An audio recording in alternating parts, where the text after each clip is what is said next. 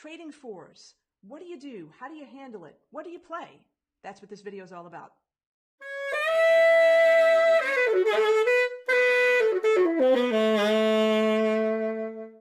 Hi, I'm Donna from DonnaSchwartzMusic.com, the site to boost your playing up to the next level. You know, there's certain mistakes that we make when we trade fours, but there are other really common mistakes we make when improvising jazz, and I want you to avoid them. So I've got a free video.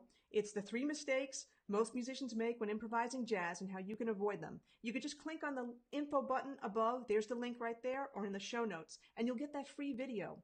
And I go pretty deep into these 3 mistakes and how you can, first of all, avoid them, but also to fix those situations and make your solos sound more rhythmic, more interesting, more exciting for yourself and for your audience. So let's say you're at a gig and you're playing a blues or something, and you just finished a great solo, and the guitarist is taking their turn. When they're done, they yell out, "Hey, trade fours." Now, for some folks, that causes some panic because they don't know what to do. Sometimes they feel like they get lost. You know, they don't know where they are in the form to start soloing off of. Sometimes they start thinking about, what do I play? Do I play the same thing as a guitarist? Do I do something else? What do I do? All right, well, when you're trading fours, this is the opportunity for you to communicate with the other band members. So if you look at it as communicating, as telling a story together instead of telling a story by yourself, some of that panic should reside a little bit. So what do I mean? A great example is to listen to Jimmy Smith's Primetime CD and listen to the track for Honky Tonk, track 5. At the end, around, I'm going to say definitely after 5 minutes in, close to 6 minutes in, the sax trades 4 with the guitar player. Now, in order to trade fours, yes, you do need to know where you are in the form. So if it's a blues form, that should be fairly simple. But for some folks who are so used to just playing a blues scale up and down, they get lost really easy in the form because they don't know exactly where they are. They're just focusing on the notes of the blues scale to get them through the solo. Okay, so the first thing that you need to do, know the form really well. Okay, know when the 1 chord changes to the 4 chord.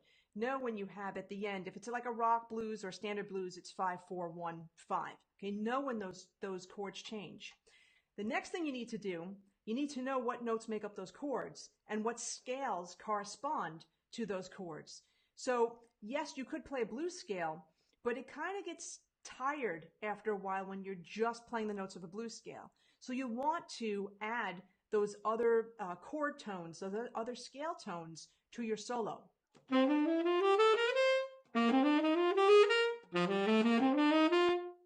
So knowing that information first is going to help you to not get so lost when you're trading fours with another bandmate.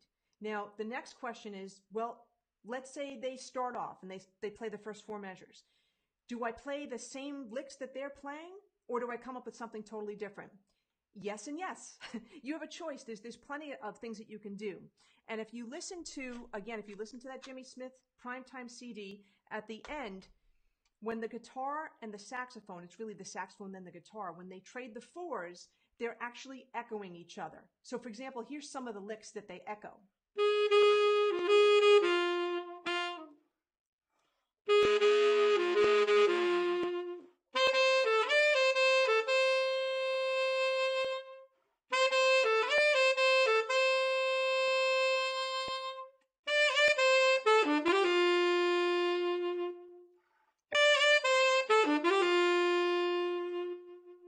Now, in that recording, that amazing recording that you have to listen to, sometimes they exactly echo what the other person's playing. Sometimes they embellish upon it, all right? And sometimes, actually most of the time, it's really they're trading 2 bars instead of 4 bars. And for some folks, it's a little trickier because it's easier for them to get lost, all right? But you can imitate what they're doing, provided that the notes will make sense to the chords. Now, sometimes if the notes are outside the chords, but it provides a nice amount of tension and you're able to release it, that's okay too. So yes, you can exactly imitate, or you can embellish a little bit, or do something totally different.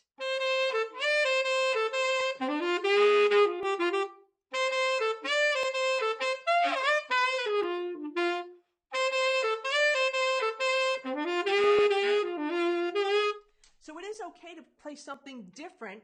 Something could be complementary. Okay, it could be similar rhythms. It could be similar notes, but in a different order. Or it could be just something totally different. But you know what? Think of how the audience would perceive it.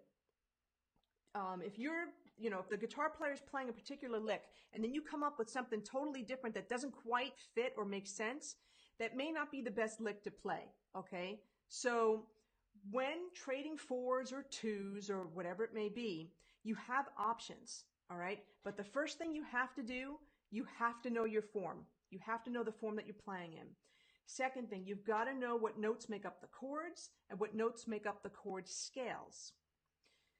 Third, you want to communicate with your band members, listen to what they're doing, and you can either echo or emulate what they're playing with a little bit of embellishment, or you could play something that's pretty closely related, that's very complementary, or you could do something different, but just make sure it still fits the style and isn't totally out in left field.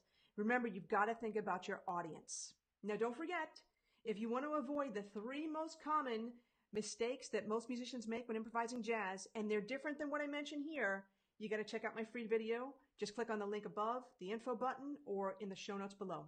Hope you enjoyed this tip, and let me know in the show notes below how you can use some of these ideas to help you, or maybe you have some other suggestions. Thanks for joining me. On that note, take care. Have a great day.